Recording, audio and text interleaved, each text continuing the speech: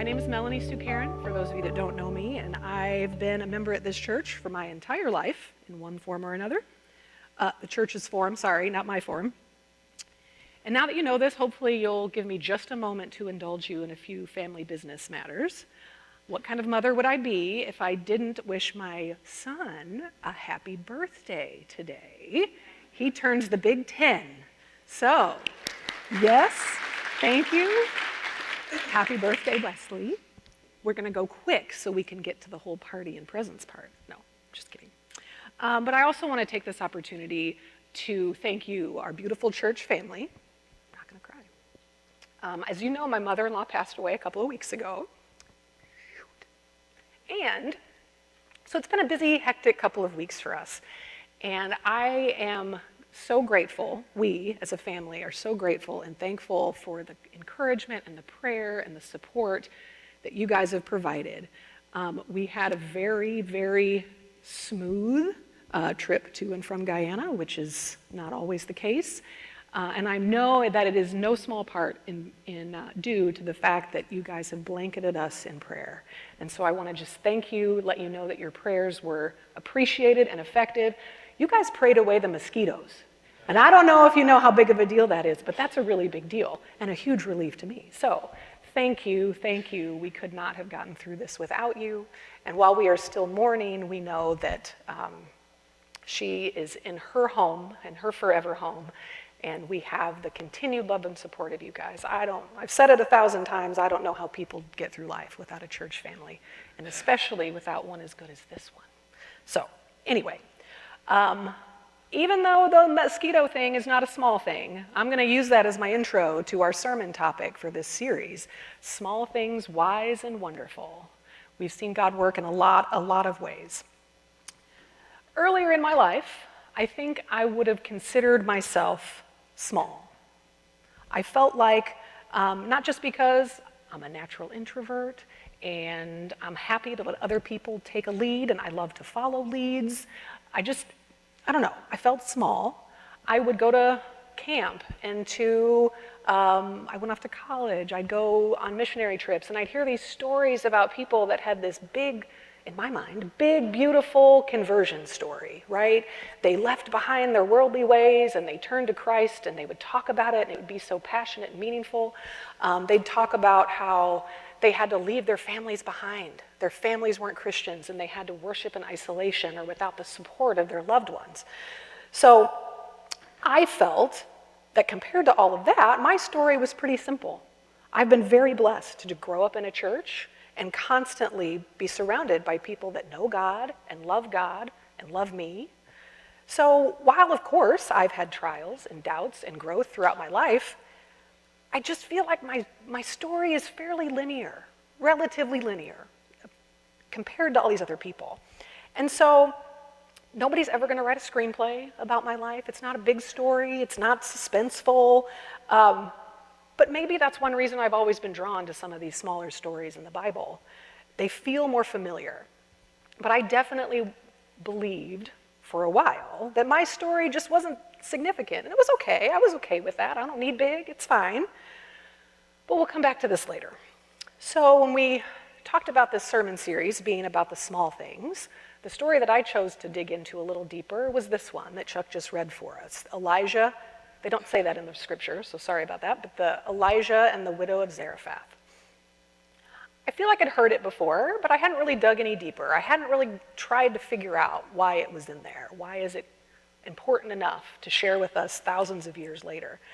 And it seems to me later when Jesus was around, he told stories a lot, and parables, right? And the parables had bigger meaning. I feel like the same is true for some of these Old Testament stories. There's a little bit more there to be mined and to be learned from that. So, I have to do a spoiler alert, though. I really don't think this ends up being a small story.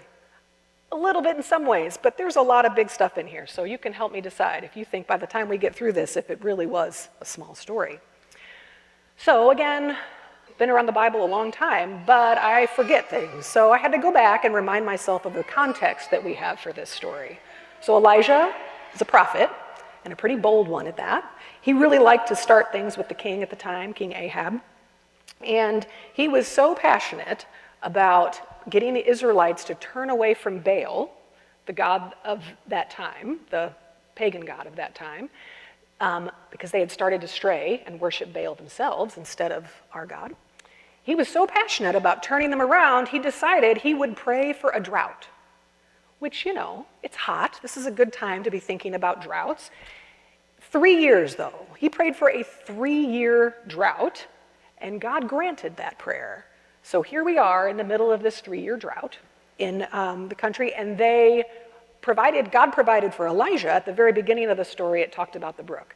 He had sent Elijah to this brook and had ravens bring him meat and bread to sustain him while he could drink from this brook. So he was taken care of in a way. I don't know that living by a brook in a drought is the way I would like to be taken care of, but I think this works. It obviously got the job done. But after the brook dried up, he sent him to Zarephath, and he said, I'm having this widow that they're providing for you. So Elijah does that. He goes to Zarephath. He meets her as soon as he enters the town. And as you can see, first he asks her for water. She doesn't seem to that seems reasonable. She goes away to start to try to get him the water. But then when he requests bread, she balks at that one a little bit. She turns around and she says, maybe you haven't heard. There's this drought, and now I'm actually getting ready to cook my family's last meal. I have enough flour and water, or flour and oil, to make one more loaf of bread, and then we're going to die. There's nothing left. Now, what I don't really understand, I'm going to have more questions than answers, by the way, so if anybody knows these answers, feel free to see me after. But it's interesting to me that she says, as surely as your God lives. I don't know what that means. How did she know? How did she know who his God was? Because it was not her God, right, at this time. She was a Gentile. But something about Elijah must have captured her attention. Maybe she knew who he was. Maybe he was famous enough that she understood who he was and what he was about. Maybe he had a commanding presence. Maybe he spoke with authority. Maybe he had kind eyes. I don't know. But something about what he said to her touched her. And that promise that he said, if you do this for me, you will be provided for. And she believed it. Maybe she was so desperate. I don't know. When you get to that point, I can't imagine, and you want me to start crying, I'll talk more about this. But if you talk about having to say goodbye to your children or not being able to provide for your children, that's a pretty desperate place to be. So maybe she was just desperate. But she did it. She said, okay, I'm going to go use my last food, and I'm going to feed this total stranger before I feed my family. Guys, I don't know. I don't know if I could do it. But she was willing to share her last meal. That is not small. It may seem small. The jars were small. There was a little bit of food. But that was a big, big moment. Now, God did what he promised he would do. He kept that flour and that oil coming. He kept refilling those jars. And she was able to feed herself and her family and Elijah throughout the rest of the drought. That's a miracle. The flour and oil, small ingredients, but a big miracle. So then, we actually didn't read this part, but later on, her son dies. And Elijah's like, God, why did we do this? This doesn't make sense. He prays to God and brings the son back to life. I had forgotten that part. That's not small. That's huge. Her usage of her resources, what God had given her in these little jars, using that, he used it to make big things happen. So, not small. So, what I've started to realize is that in my brain, small sometimes seems to mean insignificant. And that's a lie, folks. That's absolutely not true. These acts might be small in terms of the resources they required, but they are not small in their impact. This is key. She didn't lead an army. She didn't part waters. She didn't rain down fire or topple towers or spend years building a big boat. She just did what God asked her to do, using the resources God had already given her and continued to provide. So, I believe that God is using this story to show us that in his math, we know that's not the same as our math, small does not equal insignificant. So when I have a thought and conclusion like this, I like to test it out. Is it just this one time? Do I need it? Okay, so I decided to try to find some other things that are small yet significant, and creation's a great place to turn. So in creation, we see lots of big things. We hear about lions and elephants and sharks and predators, and those are big things. But if we look to the small things, plankton. We've probably heard of plankton, right? These tiny, tiny little organisms, billions and trillions of them floating around in the ocean. They can't even swim, which I didn't know. They just float. And they are food for like whales. I mean, they're tiny, but they also produce 70% of the Earth's oxygen. What? Small but mighty. Ants, anybody have those running around their kitchen right now? Yes, we take these small guys for granted because they clean up dead stuff. They spread seeds, they aerate the soil, they recirculate nutrients and demonstrate the power of massive cooperation. But some people say without ants, our entire food chain would collapse. We wouldn't have the plants, we'd have too much dead stuff. Wild. Small, not small. And then my favorite ones are the little coral, because I didn't know this till I was like an adult. Coral is a single tiny little organism, right? We think of coral reefs and think of these giant structures like in Australia. It's a tiny, tiny little organism, and they live in colonies, and when they get together, they produce calcium carbonate. Yeah, I don't know why I couldn't remember that for a second. And it creates this hard structure, and it turns into a reef, and then the reef gets bigger, and we have reefs all over the world that are miles and miles and miles long, and are the keystone of an entire ecosystem, right? If you're a documentary junkie like me, you've probably seen one or two that show you what happens when the reefs go down. It's not pretty. These are small, seemingly insignificant little organisms that create an entire ecosystem that then has implications throughout our entire natural world.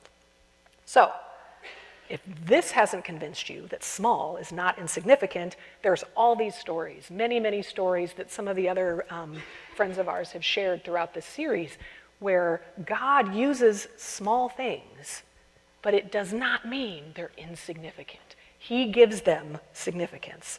So I know somebody talked, and I can't remember who it was, about the cup of cold water. That's one we talk about a lot in Matthew 10, where Jesus says, even a cup of cold water given in my name.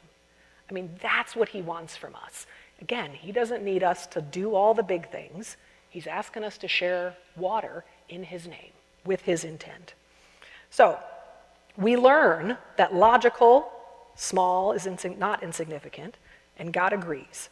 The other things I thought of that kind of he's taken a small thing and made it real: fruit on a tree, a baby in a basket, a staff in the hand, smooth stones in a brook, a young shepherd boy, 2 small coins, a boy's lunch of bread and fish, a star in the sky, a baby in a manger.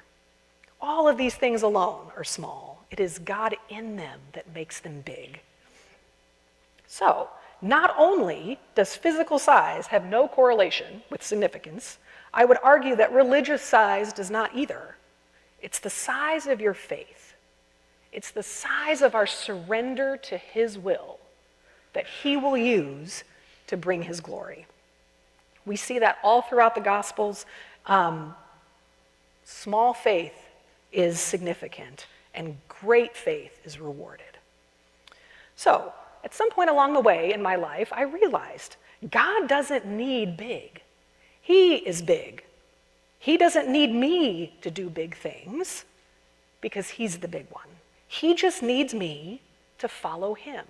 So even when I was feeling that my story didn't sound all that exciting and significant, that doesn't matter. That's not what he wants. That was my worldly view of significance, and it's flawed.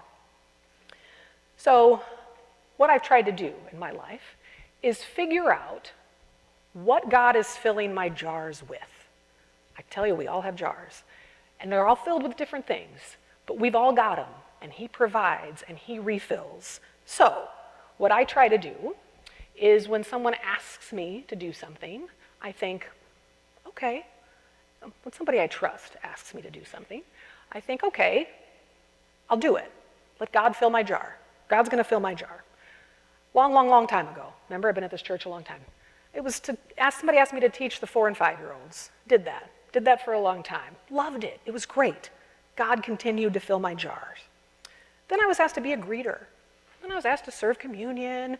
And then I was asked one time, I think, to kind of do a one-off Sunday afternoon class. And then at one point, I was asked to do a communion thought. Again, a little scary, a little intimidating, but I trust God to fill my jar. He will be there. He will guide me. This is not about me. It's about him. So I'm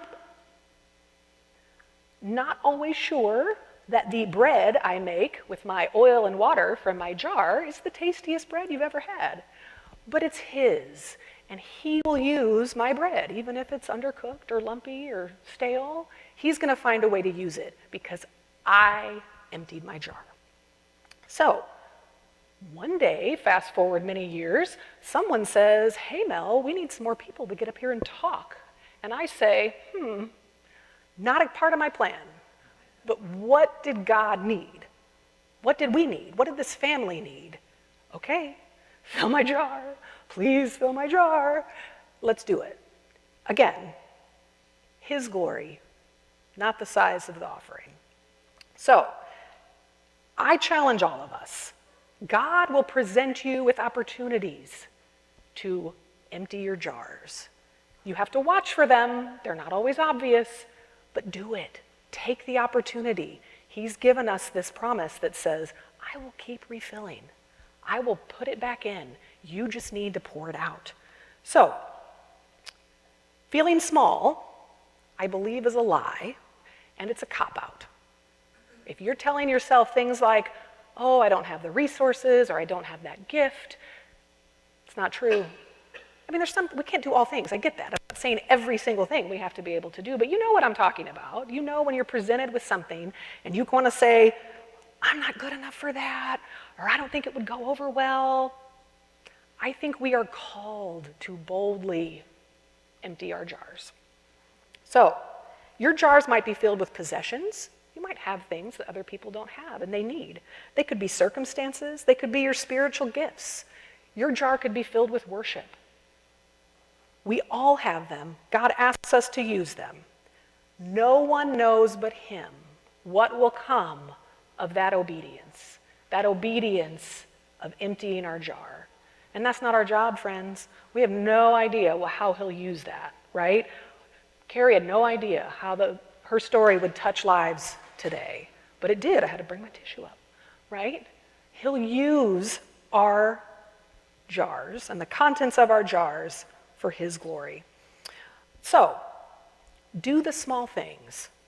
Send a note, share a smile, check in on a friend, babysit for a date night. If you need ideas, take a minute and think about the little things people have done for you that have made a difference.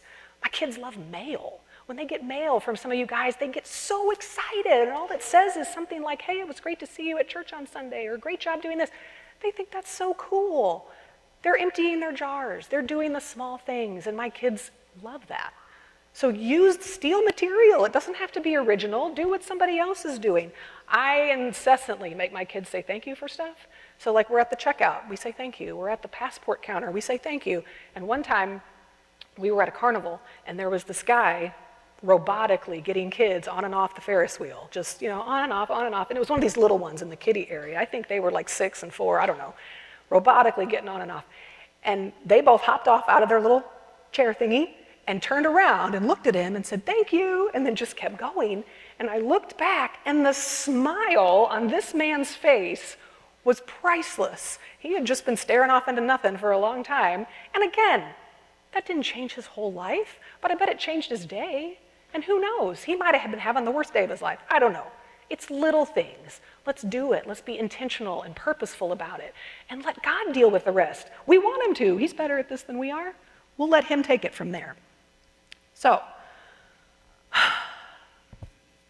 a long time ago, 45-ish years ago, there was a church in West Chapel, Texas, that sent a group of missionaries, I wasn't going to do this, to Guyana, South America.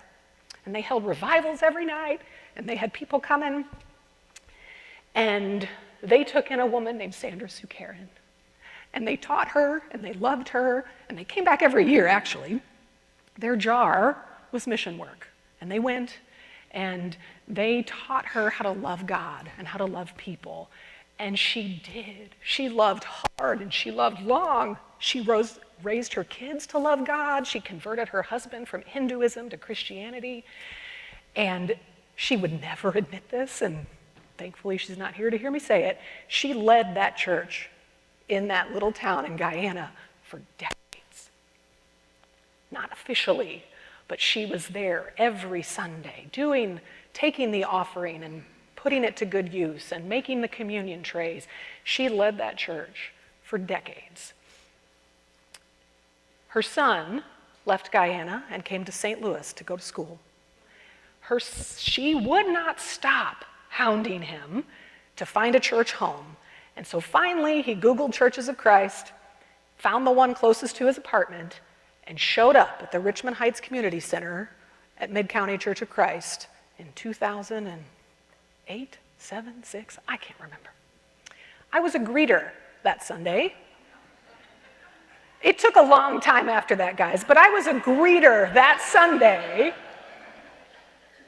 emptying my jars, right? Again, introvert, so greeting, But you know what? I love these people. I love all you people. You make me smile, so seeing you in the morning is just fun. So, emptying my jar as a greeter, and I meet this young man, and I have a thought in my head. But again, that's a whole nother story.